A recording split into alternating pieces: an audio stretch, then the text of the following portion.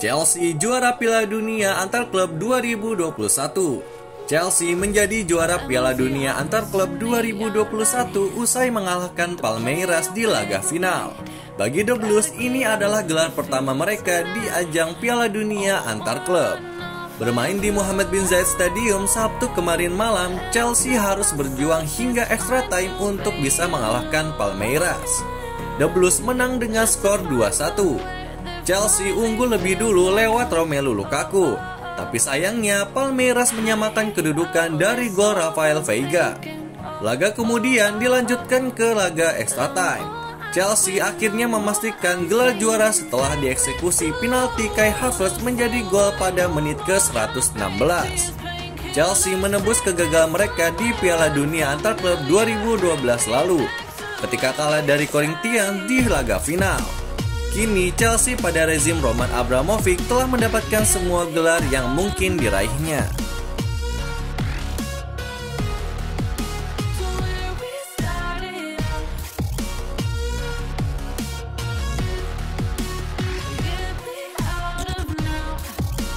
Momen Antonio Rudiger berlutut dan khusyuk berdoa saat Kai Havertz tendang penalti. Satu kejadian menarik terekam saat Chelsea berjumpa dengan Palmeiras di final Piala Dunia antar klub 2021. Ketika Kai Havertz hendak menendang penalti, Antonio Rudiger berlutut dan berdoa dengan khusyuk. Pada menit ke-116, Chelsea mendapatkan penalti. Tendangan Casa Azpilicueta diblok pemain Palmeiras, tetapi mengenai tangannya. Wasit sempat melihat VAR untuk mengkonfirmasi pemberian penalti itu. Penalti kemudian disahkan diberikan pada Chelsea. Kai Havertz maju sebagai eksekutornya. Pada detik-detik jelang Havertz menendang penalti, Rudiger terekam kamera berdoa di tengah lapangan. Rudiger berlutut dan mengadahkan tangannya. Gerak tubuh yang ditujukan Rudiger lazim dilakukan seorang untuk berdoa. Rudiger tampak cukup khusyuk pada momen tersebut. Saat tendangan Havertz menjadi gol, Rudiger secara bangkit dan berlari. Pemain asal Jerman itu bergabung dengan rekan satu timnya untuk merayakan gol Havertz, sekaligus gol kemenangan Chelsea.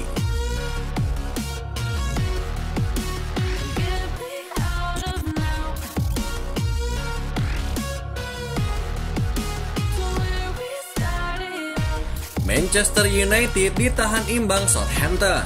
Manajer Manchester United yaitu Ralf Rangnick kecewa berat melihat timnya ditahan imbang Southampton. Ia menilai timnya terus-menerus mengulangi kesalahan yang sama. Kemarin malam Manchester United menjamu Southampton di Old Trafford. Pada laga ini Manchester United berhasil unggul terlebih dahulu berkat gol Jadon Sancho. Tampil apik di babak pertama, gawang Manchester United kebobolan di babak kedua. Si Adams berhasil menyamakan kedudukan sehingga Manchester United gagal meraih 3 poin. Rangnick kecewa situasi seperti ini kembali terulang. Rangnick mengaku tidak habis pikir karena di babak pertama performa Manchester United sangat bagus. Namun entah kenapa di babak kedua mereka mulai kendor. Rangnick juga menyebut bahwa di babak kedua performa Manchester United jadi semakin memble. Jadi ia menilai tidak heran jika timnya kehilangan poin di laga ini. Manchester United akan kembali beraksi di ajang Premier League. Mereka akan kembali bermain di Old Trafford. Mereka lagi-lagi akan berhadapan dengan salah satu tim kuda hitam IPL yaitu Brighton di laga tunda.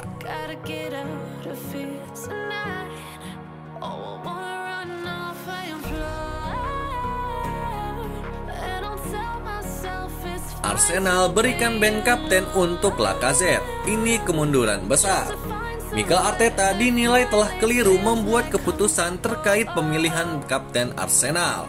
Ada beberapa pemain yang lebih layak untuk mendapatkan kesempatan menjadi kapten. Perubahan kapten Arsenal dimulai dari kasus Pierre-Emerick Aubameyang. Striker Gabon itu terlihat masalah indisipliner, dibekukan dari skuad dan akhirnya dilepas secara gratis. Setelah kepergian Aubameyang, Arteta langsung memberikan ban kaptennya kepada Alexander Lacazette. Striker Prancis itu juga dipercaya jadi pencetak gol utama usai kepergian Aubameyang. Keputusan memberikan ban kapten kepada Lacazette inilah yang mengundang kritik. Ban kapten Arsenal sekarang dikenakan oleh Lacazette, pemain paling senior dalam skuad. Meski begitu, keputusan ini tidak tepat di mata Paul Merson, mantan pemain The Gunners. Dia memahami alasan dibalik keputusan tersebut, namun baginya memberikan band kapten ke Lacazette adalah sebuah kemunduran. Tidak hanya itu, Merson bahkan melanjutkannya dengan menyarankan nama-nama yang menurutnya lebih layak.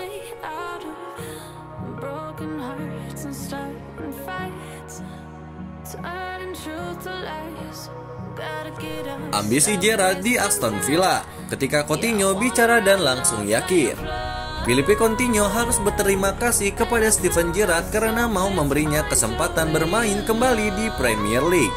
Gerrard merekrut Coutinho ke Aston Villa. Villa memang melalui perubahan besar dalam beberapa bulan terakhir. Pelatih lama dipecat, Gerrard ditunjuk sebagai pengganti. Lalu beberapa pemain direkrut untuk memperkuat tim secara instan. Salah satunya adalah Coutinho. Villa meminjamnya dari Barcelona sampai akhir musim ini. Transfer ini cukup mengejutkan, mengingat Villa bukanlah tim papan atas untuk pemain selevel Coutinho. Meski begitu, Coutinho yakin bergabung karena berbagai alasan, termasuk karena faktor Gerrard sebagai pelatih. Coutinho dengan cepat menerima tawaran Villa begitu mendengar proyek ambisius dari Gerrard. Dia sudah mengenal Gerrard dari masa membela Liverpool lalu, jadi dia tahu cara kerja dari Gerrard. Coutinho sudah mencetak 3 gol dan 2 assist hanya dalam 5 penampilan bersama Aston Villa sejauh ini. Artinya Coutinho mulai menunjukkan permainan seperti saat masih membela Liverpool lalu. Itulah berita sepak bola terbaru hari ini yang kami rangkum. Agar kalian tidak melewatkan berita-berita terupdate lainnya dari kami, caranya adalah klik logo subscribe kami lalu nyalakan tombol loncengnya juga ya. Selamat beraktivitas kembali, see you in the next time.